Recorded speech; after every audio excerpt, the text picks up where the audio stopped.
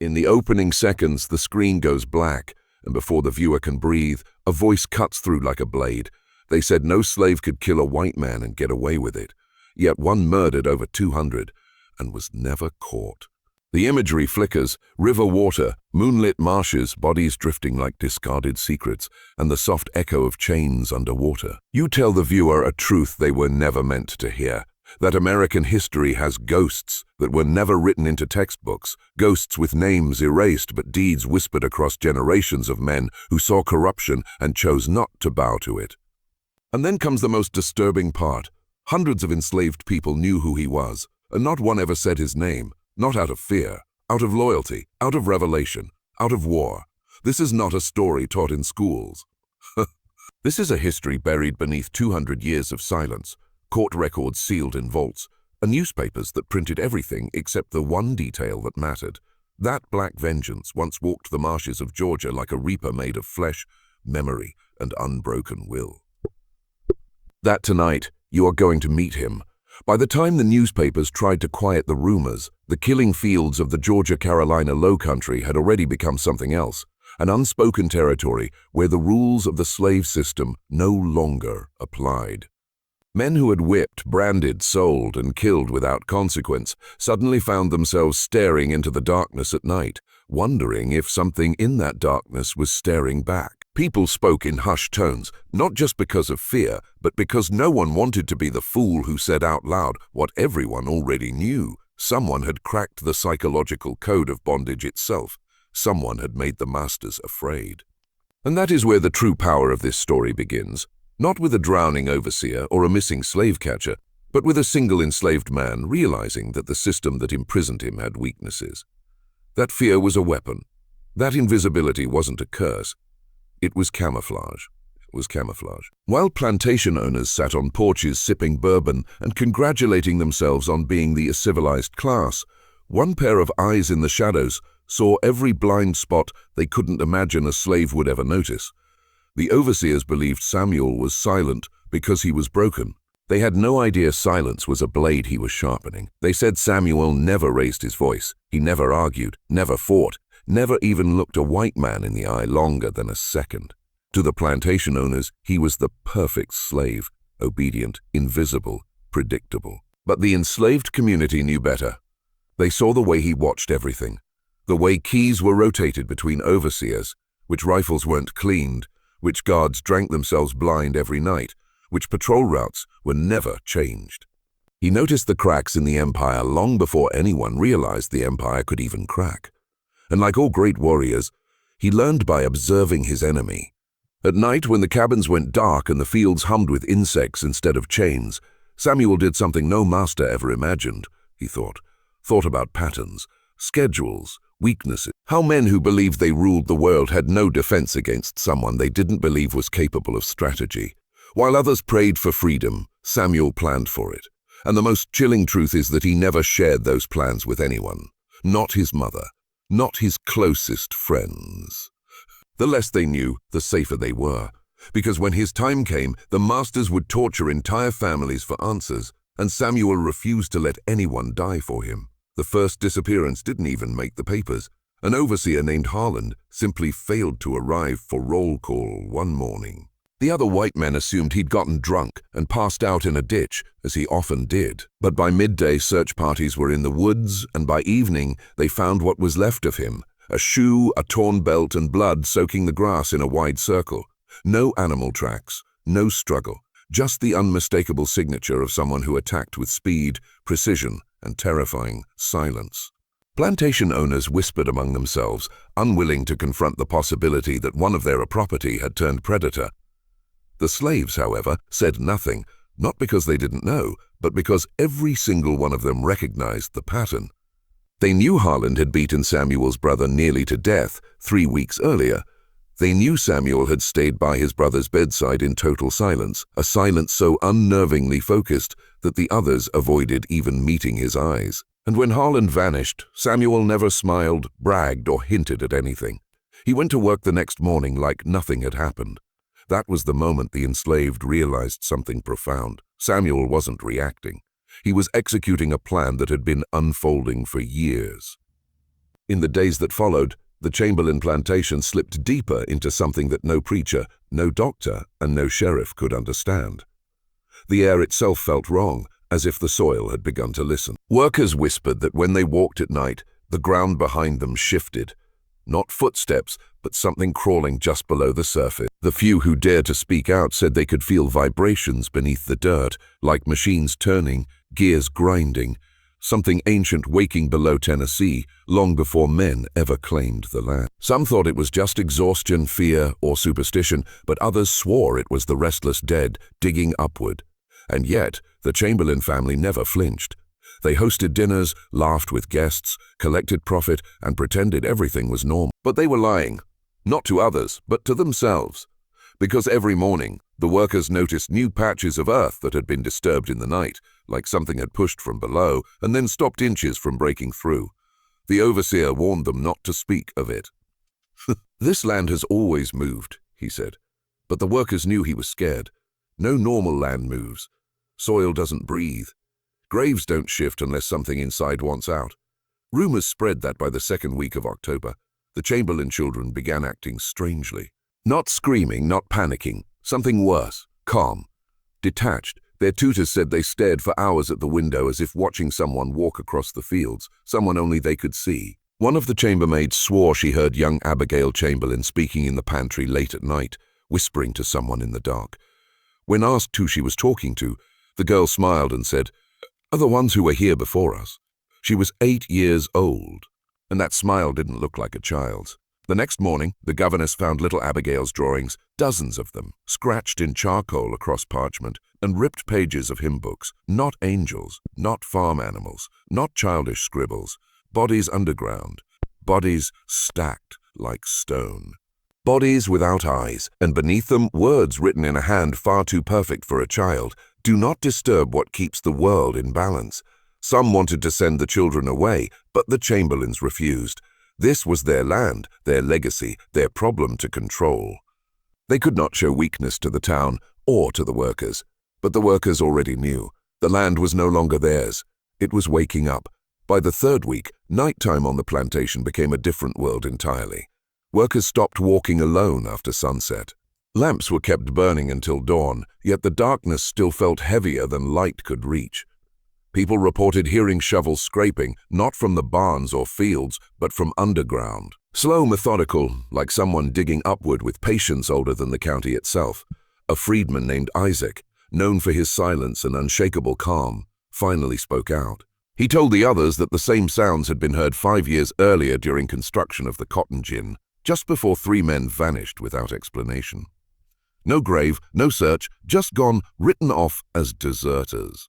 But Isaac swore he saw the earth move near the riverbank one night after the disappearances, like something beneath was swallowing itself shut. Nobody believed him, until now, when the noises returned. Then, without warning, the plantation's mules began refusing to cross the north field. They would buck, panic, and throw themselves sideways rather than step onto that ground. Animals sense what humans try to deny. The Chamberlain overseer told the workers to stay quiet. But fear has no master. And when dawn came, the workers found new cracked spider webbing across the north field, as though something below had pressed upward and barely stopped. 2 nights later, the first disappearance happened. A field hand named Marcus, strong, dependable, barely 20, never came back from the north field. He had gone out after dinner to retrieve a missing tool before the overseer noticed, a simple task that should have taken 10 minutes. He never returned. At first, the overseer assumed Marcus had run off, but everyone knew that wasn't true. Marcus's brother was on the plantation. His mother was buried 3 miles away, and he had saved months of wages for a small cabin he planned to build before winter. Men running don't leave behind their life's purpose. At dawn, they found Marcus's lantern lying on its side, the flame quenched but the glass intact. They also found the soil disturbed, as if something had sunk into the ground and pulled him straight down without a sound. No tracks, no drag marks. Just a circular depression in the dirt, perfectly smooth, too symmetrical to be made by nature. When news broke, Chamberlain men armed themselves and inspected the field, but they refused to dig. One of them whispered, "If we open it, we won't be able to close it again." And that was the moment the workers understood. They weren't fighting men or beasts or ghosts. They were fighting the earth itself. The chamberlains held a private meeting the morning after Marcus vanished, locking themselves inside the dining room with their attorneys, the sheriff, and the plantation surveyor. No servants were allowed near the door, but the walls in those old Tennessee houses were thin, and sound traveled. Several house staff heard heated arguments, chairs scraping, fists pounding against wood. The sheriff demanded excavation. The Chamberlain patriarch refused, saying the land had agreements older than law. That sentence alone terrified everyone who heard it. What agreements? With whom? It wasn't the language of a businessman, it was the language of someone maintaining a pact.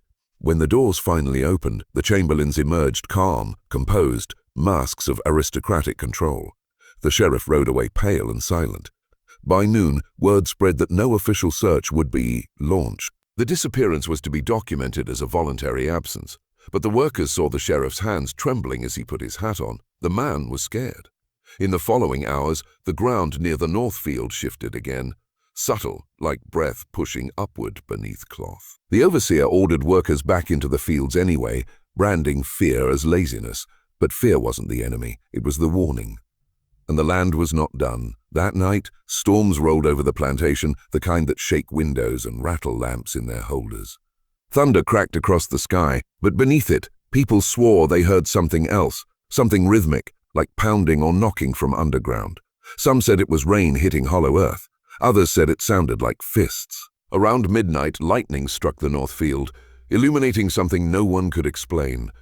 Several workers, staring from the safety of the cabins, claimed they saw the ground bulge upward, as if a massive shape pressed from beneath, straining against the soil. For a moment, the earth looked as though it might break open entirely.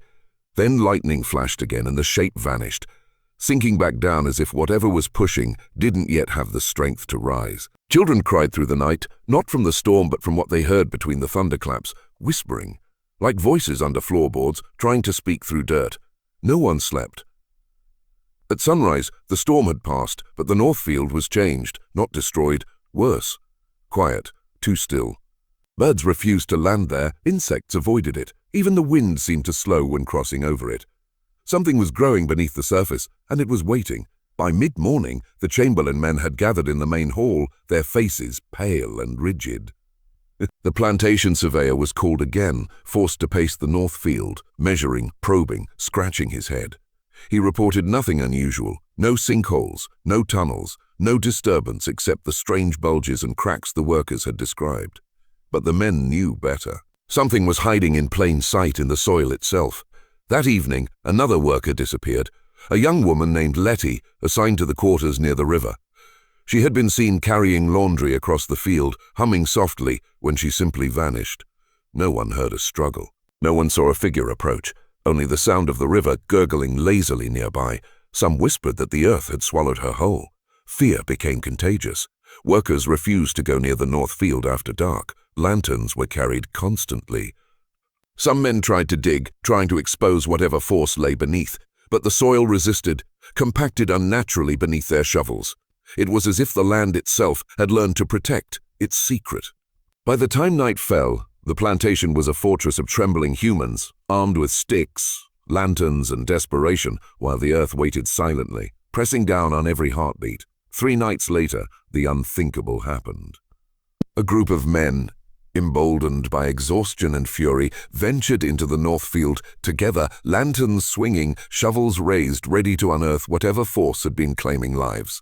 They were careful, methodical, speaking in whispers, counting themselves like soldiers before a raid. The moment they stepped onto the ground, the earth reacted. Soil shifted beneath their feet as if resisting, rising in small, deliberate ridges. One man screamed when his shovel suddenly sank into soft, wet earth that hadn't been there a moment before, as if the ground itself had swallowed it. Panic erupted. Lanterns swung wildly, casting shadows that danced like demons across the low hills and the river beyond. And then before anyone could react, the soil erupted. A wave, subtle but unstoppable, surged upward, unearthing a small depression where the first worker had vanished weeks before. They saw nothing, felt nothing, yet the ground trembled as if warning them. One man dropped his shovel and ran. Another froze, his eyes fixed on a subtle movement near the riverbank, something shifting, a dark form sliding into the water without ripple. leaving only silence and terror behind. The group fled, leaving their tools embedded in the soil, their fear anchoring them to the truth. They were not confronting men, beasts, or ghosts. They were confronting something older, smarter, and infinitely patient. After that night, the plantation fell into an uneasy rhythm. The chamberlains refused to speak of what happened, but the workers whispered constantly, sharing fragmented stories in corners, behind walls. In language only, they understood. Samuel's presence became heavier, though he said nothing, moved nothing, yet everyone felt it. The weight of observation, of anticipation. The river ghost was no longer a rumor. He was reality, a force that bent the rules of the world. Overseers vanished one by one, each incident carefully orchestrated, each death leaving no trace. The chamberlains doubled patrols, armed guards, dogs, even hired outsiders to track the disappearances, yet nothing worked. Samuel moved like a shadow within the machinery of the plantation, unseen, unremarkable, untouchable, and the workers began to realize something else. The river ghost didn't strike randomly. He struck with intelligence, with a strategy that made every man question his own perception of control. The earth, the river, the swamp, they were tools, weapons in a war that no white man had imagined. And within that realization, a quiet, dangerous hope emerged among the enslaved. For the first time, some of them understood they were not entirely powerless. They had witnessed a man transform vengeance into precision, fear into a weapon, invisibility into liberation. And the lesson was clear. To survive, one must become more than human. By 1840, Samuel had become more than a man. He had become a legend whispered across plantations along the Georgia coast. Names of overseers, slave catchers and merchants who had vanished were spoken in hushed tones, the pattern unmistakable to anyone paying attention. And yet, no official document ever named him, no court record, no newspaper article, no sheriff's report. He existed in the shadows of history, a phantom that authorities could never capture. Workers began to adopt his methods in subtle ways, moving silently, observing quietly, understanding that the terrain itself could serve as a shield or weapon. Samuel had shown them that the rules enforced by their captors were fragile, pliable, breakable. And still, he never revealed himself fully. Some nights, figures claimed to see a man walking the riverbank, emerging from fog, vanishing into reeds. Others heard footsteps where no one had passed, whispers that carried just above the current. By now, even the chamberlains, masters of control and manipulation, felt the unnerving truth. Something had infiltrated their world, something they could not touch or command. And in that realization, a seed of terror grew. Samuel's silence was louder than any scream, and his presence more binding than chains.